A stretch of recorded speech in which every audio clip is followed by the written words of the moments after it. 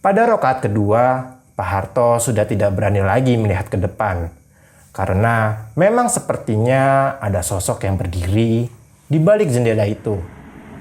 Dan ketika ia membaca surat pendek setelah Al-Fatihah, Pak Harto mendengar jelas ada yang menirukan doanya.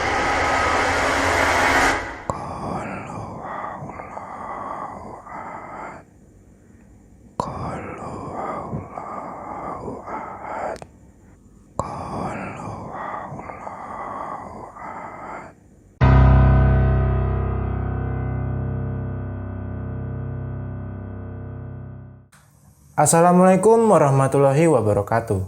Selamat malam semuanya. Kembali lagi dengan saya Robi, host dari channel Sketsa Malam. Pada malam kali ini saya akan menceritakan kisah mistis nyata tentang pocong rumah lelang. Dan berikut adalah kisahnya.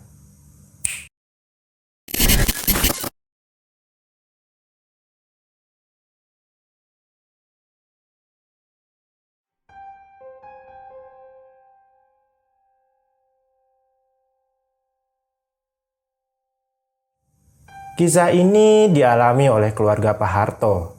Tentu saja, nama narasumber sudah kita samarkan.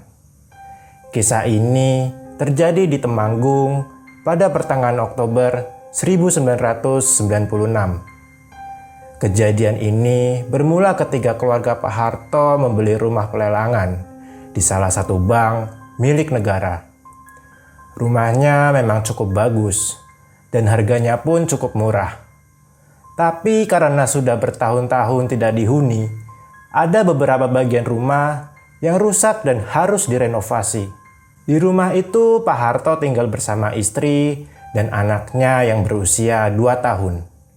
Pada hari pertama tinggal di sana, tidak ada kecurigaan atau hal aneh yang terjadi.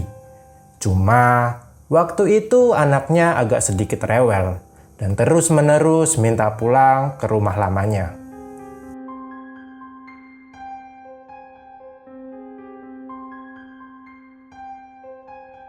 Hari pun terus berlalu.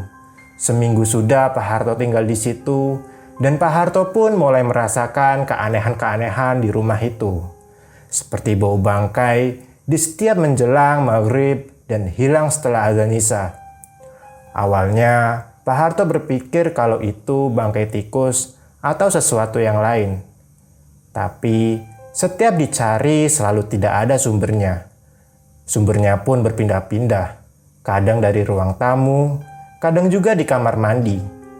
Tapi waktu itu Pak Harto tidak mau berpikir macam-macam dan dia pun mencoba mengabaikannya. Suatu hari sepulang kerja, anaknya Pak Harto menghampirinya dan berkata, "Pak, tadi ada hantu di kamar, boboknya guling-guling." Sambil diperagakannya di depan ruang TV dan menunjuk ke arah kamar. Jadi, di rumah itu ada 2 kamar. Satu untuk tidur mereka bertiga, Pak Harto, istri, dan anak. Dan satu lagi ruang untuk menyetrika. Dan anaknya Pak Harto menuju ke arah kamar yang buat menyetrika itu.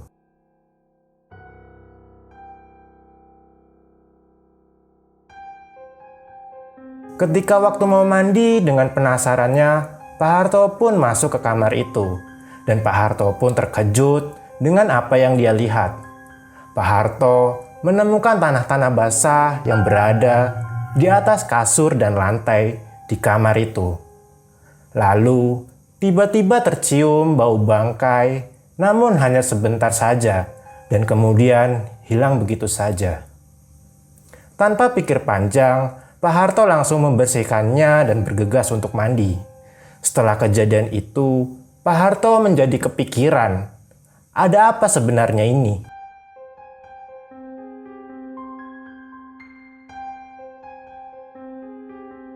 Setelah kejadian itu, Pak Harto pun bercerita ke ayahnya. Setelah ia bercerita panjang lebar, ayahnya hanya berkata, "Wis tak kandhani to, ojo dituku omah kuwi."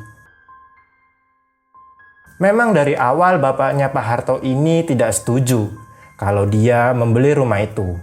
dan ayahnya menyarankan mengundang tetangga sekitaran rumah untuk mengadakan yasin dan tahlil di rumah itu.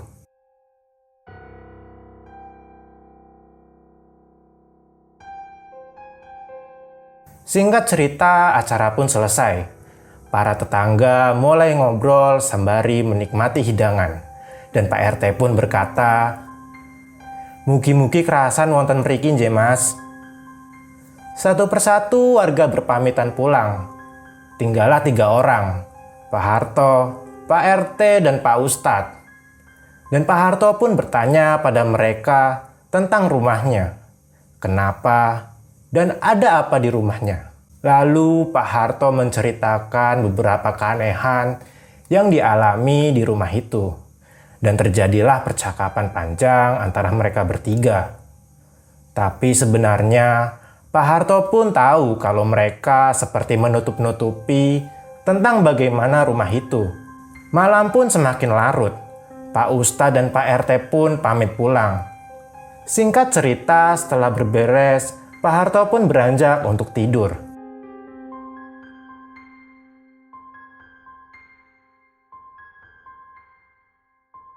Sudah hampir 3 bulan Pak Harto tinggal di rumah itu. Gangguannya masih sama, bau bangkai yang berpindah-pindah. Tapi seiring berjalannya waktu, lama-lama Pak Harto sudah terbiasa. Akan tetapi, semua berubah sejak teman Pak Harto datang berkunjung ke rumahnya. Teman dari Pak Harto ini bernama Joni. Tentu saja nama sudah kita samarkan. Menurut pengakuannya, dia bisa melihat hal-hal yang berbau mistis. Singkat cerita, datanglah si Joni ke rumah Pak Harto.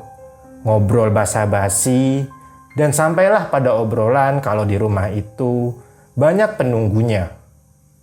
Dan Pak Harto pun cuma mengiyakan.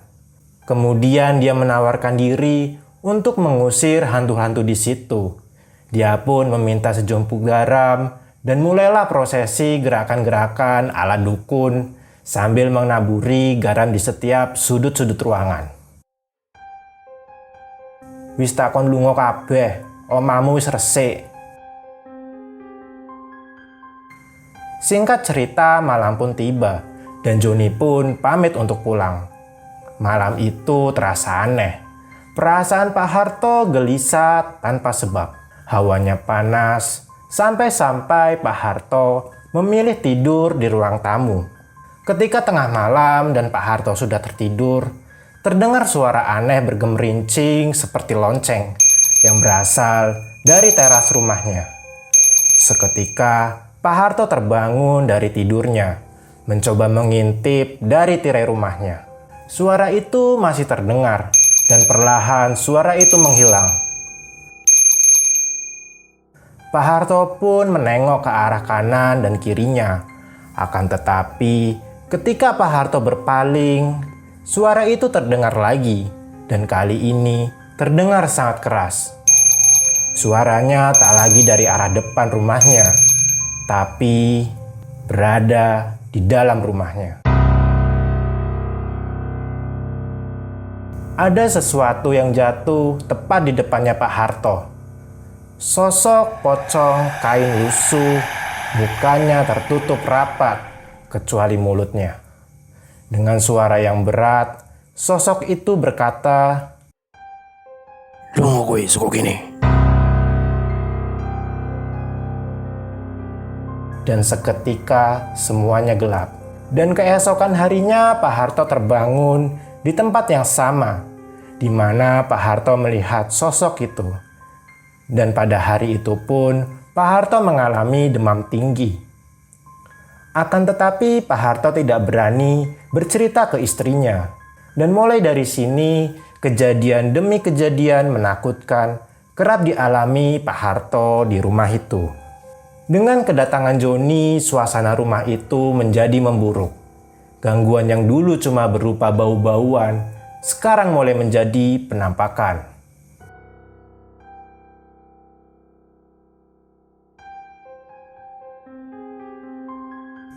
Pak Harto pun menjadi lebih giat beribadah sebisa mungkin.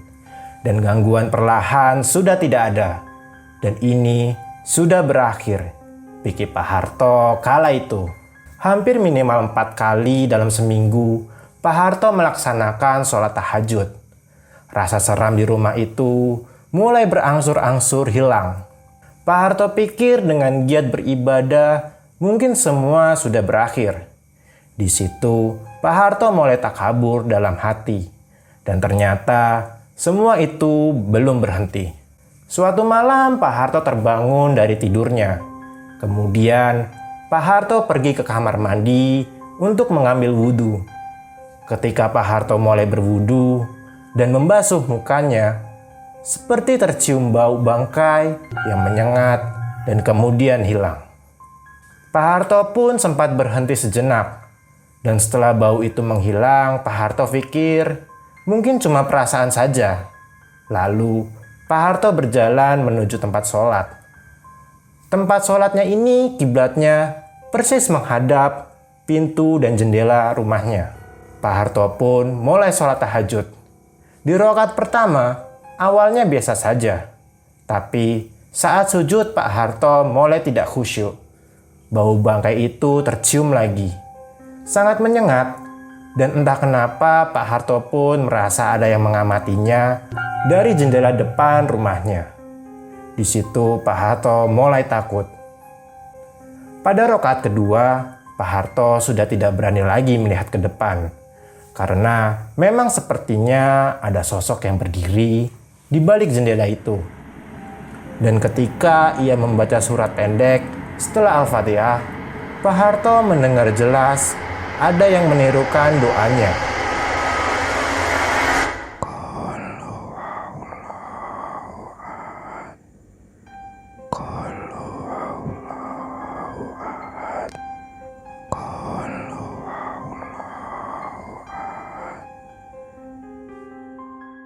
Dengan nada seperti mengejek, di situ Pak Harto sudah tidak karuan. Berdiri, terpaku, tidak bisa bergerak. Lidah pun seperti kaku, tak mampu berkata-kata. Jelas ini suara dari sosok di depan beliau. Dan entah apa yang Pak Harto lakukan, Pak Harto malah melihat ke arah depan. Dan benar saja, di situ ada sosok pocong dan sosok itu terus mengucapkan kata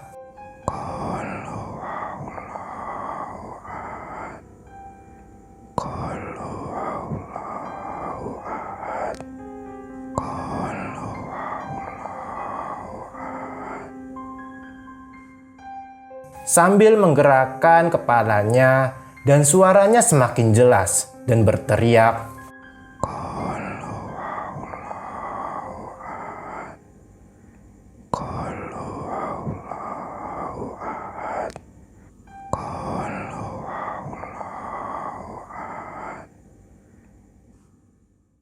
dengan kepalanya yang bergoyang-goyang seperti mengejek. Karena Pak Harto merasa takut dan sudah tidak kuat lagi. Akhirnya ia jatuh lemas. Sambil menutup mata dan dalam hati beliau berdoa sebisanya. Dan suara maupun sosok itu perlahan hilang setelah terdengar azan subuh. Dari awal pindahan, istri dan Pak Harto, yaitu Mbak Yanti, sudah merasakan hal-hal aneh di rumah itu. Ketika mereka selesai membereskan barang-barang pindahan dan menidurkan anaknya, Mbak Yanti dan Pak Harto mencium bau tidak sedap seperti bau bangkai. Karena sangat mengganggu, Mbak Yanti dan suami mencoba untuk mencarinya. Mereka mencari kemana-mana ke semua sudut ruangan. Akan tetapi tidak ketemu. Sampai akhirnya bau itu hilang dengan sendirinya. Dan mereka pun tidak berpikir yang macam-macam pada waktu itu. Karena lelah, mereka pun memutuskan untuk tidur. Pada waktu mereka tidur, Mbak Yanti bermimpi ada sosok wanita tua yang sedang mendekati anaknya. Wajahnya seram, rambutnya kusut, matanya tajam, dan dia mengelus-ngelus kepala anaknya. Dalam mimpi itu anaknya takut dan menangis. Tiba-tiba saja sosok wanita tua itu mengeluarkan sebuah arit atau sabit seperti hendak melukai anaknya. Mbak Yanti pun spontan meraih anaknya dan berlari menjauh. Dalam mimpi itu kakinya terasa berat untuk lari. Pokoknya sembari dia menjauh, sesekali dia menengok ke belakang. Dan dengan aneh, sosok tua itu perlahan berubah menjadi pocong dan terus mengejarnya. Tapi pocong itu masih terus mengejar. Sampai akhirnya dia terjatuh dan pocong itu menindih dadanya. Wujudnya dipenuhi tanah-tanah yang menempel. Wajah tertutup kain, hanya mulutnya yang terlihat. Dia tertawa-tawa sambil menggeliat, seperti berjoget di atas dadanya. Sampai-sampai dia sulit bernafas. Dan saat dia terbangun, ternyata benar saja, pocong itu berdiri di atas dadanya. Kepalanya menghadap ke bawah, menggeliat-geliat sampai tanah yang menempel di kain-kainnya berjatuhan. Mbak Yanti mencoba berteriak tapi tidak bisa. Lalu dia berdoa sebisanya dalam hati. Dan dia melihat anaknya yang tadinya tidur dengan mereka berdua sekarang sudah duduk di lantai dan menangis. Sejak kejadian itu, dia memutuskan untuk tidak bercerita kepada suaminya. Walaupun sebenarnya dia tidak akan betah tinggal di rumah itu. Tapi di sisi lain, dia tak ingin mengecewakan suaminya. Karena mereka juga sudah terlanjur mengeluarkan uang yang tidak sedikit untuk membeli rumah itu. Yang paling sering terjadi adalah adanya ceceran-ceceran tanah-tanah basah di lantai. Bahkan kalau diurutkan, bisa dari teras depan sampai pekarangan belakang. Dan selalu berhenti di dekat sumur yang sudah tidak terpakai di belakang rumahnya. Pernah juga ada kejadian aneh di siang hari. Jadi, waktu itu suaminya Mbak Yanti ini masih kerja. Jadi, dia di rumah berdua dengan anaknya. Waktu itu dia lagi masak di dapur. Anaknya main-main di dekatnya. Dan entah bagaimana, tiba-tiba anaknya menghilang. Kemudian Mbak Yanti memanggil-manggil anaknya. Tapi tidak ada jawaban. Akhirnya Mbak Yanti pun mulai menyari-nyari dari depan hingga ke kamar. Tapi anaknya tidak kunjung ketemu. Di situ Mbak Yanti mulai panik. Mbak Yanti keluar rumah, mencari di jalan depan rumahnya, tapi tak kunjung ketemu. Lalu, Mbak Yanti pergi ke belakang dan mematikan kompor. Di situ, Mbak Yanti mendengar suara berisik di pekarangan belakang rumahnya. Mbak Yanti melihat anaknya ada di situ, sedang bermain-main tanah. Yang aneh di sini adalah pintu menuju pekarangan itu tertutup rapat. Dan anaknya yang masih kecil itu tentu tidak bisa meraih gagang pintu itu. Dan kalaupun itu bisa, tentunya dia bisa dengar suara pintu itu terbuka. Dan keanehan kedua, jalan antara pekarangan menuju sumur itu adalah berupa rerumputan yang seperti tumbuhan putri malu yang berduri dan ilalang, yang bahkan tingginya hampir sama dengan anaknya. Di situ Mbak Yanti merasa aneh. Kenapa anaknya bisa berada di situ? Saking takutnya, sejak saat itu kalau suaminya belum pulang, dia tidak berani di rumah. Dia lebih memilih main ke tempat tetangga atau pulang ke rumah mertuanya. Baru sorenya suaminya menjemput Mbak Yanti dan anaknya. Sampai suatu malam, waktu itu hujan deras. Mereka sedang menonton TV berdua. Tiba-tiba tercium lagi bau bangkai bercampur air. Mereka berdua saling menatap, menengok kanan, dan tepat di belakang tikar yang mereka duduki ada ceceran tanah lagi. Dengan sedikit rasa takut, Mbak Yanti pun memegang tangan suaminya. Mereka berdua berjalan mengikuti ceceran tanah itu. Dan setelah diikuti ceceran tanah itu, berhenti di pintu menuju pekarangan belakang rumah. Mereka pun juga berhenti dan saling menatap. Dengan satu tangan suaminya yang memegang gagang pintu itu, dengan tiba-tiba dan tanpa aba-aba, suaminya membuka pintu itu. Tiupan angin dan suara hujan terdengar keras, dan mereka pun melihat ada sosok pocong yang tengah duduk di sumur itu. Sembari menggoyang-goyangkan kakinya, mereka pun terpaku dan tidak bisa bergerak. Lalu sosok itu pun berkata, "Apa gue?" Suaranya bersamaan dengan derasnya hujan, tapi terdengar sangat jelas. Sontak mereka kaget, dan suaminya pun langsung membanting pintu dan mereka pun berlari menuju kamar. Mereka berdua merengkuh ketakutan di kamar sampai hujan reda. Sekiranya jam 1:30 malam, mereka berkemas membangunkan anaknya dan pergi ke rumah mertuanya malam itu juga. Mereka pun bercerita kepada orang tua suami dan mencari solusi atas apa yang terjadi. Dan atas saran dari bapak mertuanya, mereka mendatangi salah satu kiai yang namanya cukup besar di Temanggung kala itu. Singkat cerita, datanglah Mbak Yanti dan keluarga dengan ditemani seorang kiai dan santrinya ke rumah itu. Di situ mereka mengadakan doa-doa. Dan Mbak Yanti merasakan sendiri, saat prosesi doa, bau bangkai itu tercium lagi. Berkutat mengelilingi mereka, setelah itu tiba-tiba ada suara ledakan dan bau pun menghilang. Beberapa saat setelah itu doa pun selesai. Pak Kiai meminta para santrinya untuk pulang duluan. Ternyata Pak Kiai ingin menunjukkan sesuatu. Dia meminta sebuah linggis dan mengajak Mbak Yanti dan keluarga semua berjalan menuju sumur itu. Tepat di depan sumur itu, beliau menyuruh mereka menjadi saksi. Mbak Yanti menyuruh suaminya untuk menghancurkan lantai semen di depan sumur itu.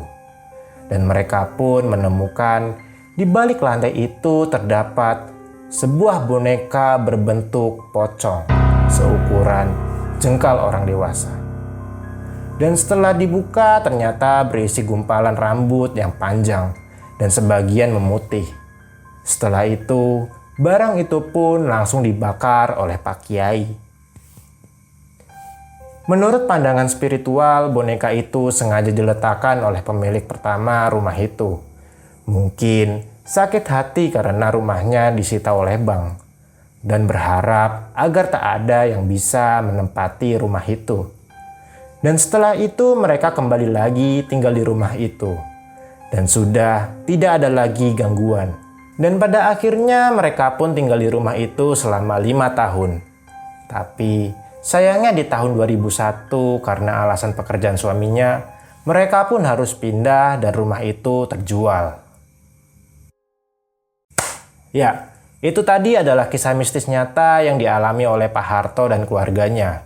Ambil pembelajaran dari kisah Pak Harto dan Mbak Yanti. Dan terima kasih juga yang telah mendengarkan kisah ini sampai habis. Jangan lupa like, komen, dan subscribe channel Sketsa Malam agar kita semakin semangat dalam membawakan kisah-kisah horor selanjutnya. Saya Robi, Sketsa Malam, undur diri.